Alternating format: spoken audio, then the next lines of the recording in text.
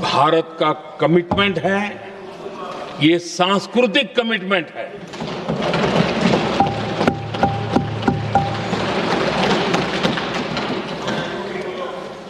और इसी कमिटमेंट के कारण पंचायतों में ये व्यवस्था बनी और अब तो 20 से अधिक राज्य है जहां 50% हुआ है।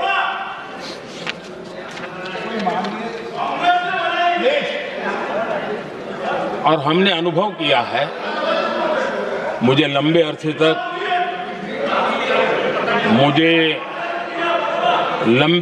तक मुख्यमंत्री के रूप में सेवा करने का जनता ने अवसर दिया और उसी कालखंड में ग्रासरूट लेवल पर विमेन लीडरशिप को मैंने देखा है। मेरा अनुभव है कि संवेदनशीलता के साथ समस्याओं के समाधान में उनका कमिटमेंट बहुत ही परिणामकारी रहते थे, विकास की यात्रा को गति देने में रहते थे। और उस अनुभव के आधार पर मैं कहता हूं कि इस सदन में उनकी आवाज नई शक्ति बनेगी, नई सोच जुड़ेगी, देश की दिशा में एक संवेदनशीलता जुड़ेगी। तथ्य और तर्क के आधारों पर अनुभव जब जुड़ता है तब मैं समझता हूं उसका सामर्थ्य अनेक गुना बढ़ जाता है और सदन की तरह समृद्ध हो।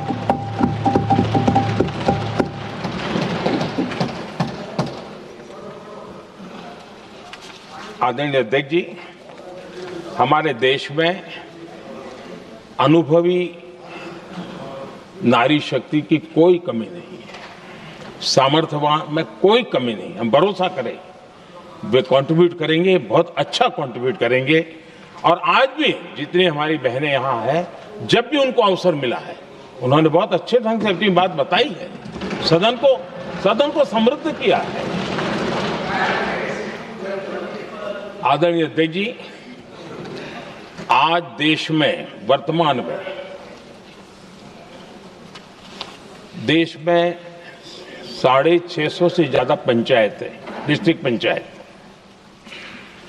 करीब 250 महिलाएं उसका नेतृत्व कर रही और केंद्र के कैबिनेट मिनिस्टर से ज्यादा उनके पास जिम्मेवारी और धन और व्यवस्था होती है, काम करती है जी।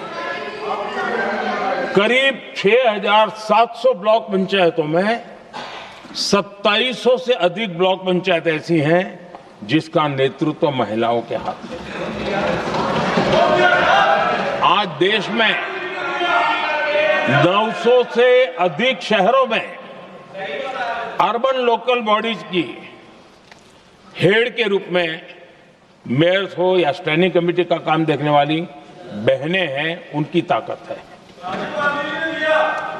और मैं मानता हूं कि आज देश जो प्रगति कर रहा है उस प्रगति में इनका भी महत्वपूर्ण योगदान है। उस ऋण को हमें स्वीकार करने का ये अवसर है। और जब ये अनुभव सदन के साथ जुड़ेगा तब वो अनेक गुना ताकत बढ़ा देगा। आदरणीय अध्यक्ष जी, एक लंबी प्रतीक्षा एंड एक प्रकार से हम सबके लिए सवालिया निशान पैदा हो, ऐसी परिस्थिति हम ही लोगों ने पैदा की है।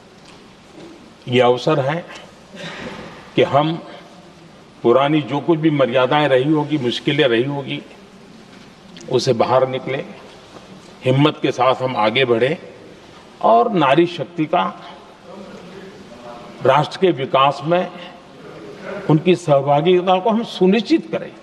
और मैं पक्का मानता हूं कि अगर आज हम मिलकर के निर्णय करते हैं,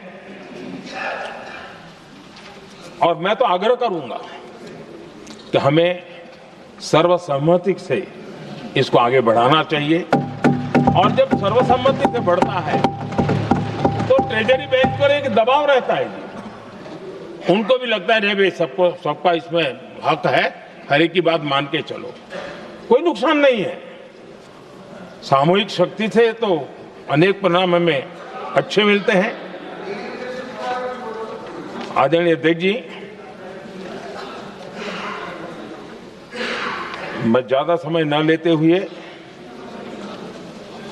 इतना ही कहूंगा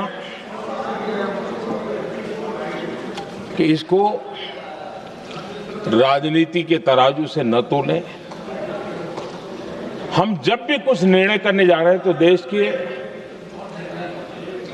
इतने बड़े देश का आधा जिम्मा जो उठा रहे हैं उनका भी कोई हक बनता है यहां आने का, हमें रोकना नहीं चाहिए। और दूसरा, संख्या के संबंध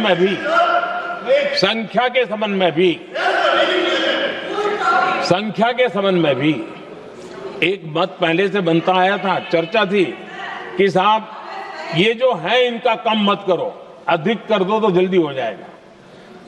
वो अधिक वाला विषय वो आया है कि चलो भाई पैसे जो संख्या थी 33% और बढ़ा दो, ताकि किसी को ऐसा न लगे कि मेरा हक चला गया। एक नई शक्ति जुड़ेगी, अतिरिक्त शक्ति जुड़ेगी। और अब सदन की रचना भी तो अब पहले से हमने सोच कर रखा है, जगह तो बना ली है।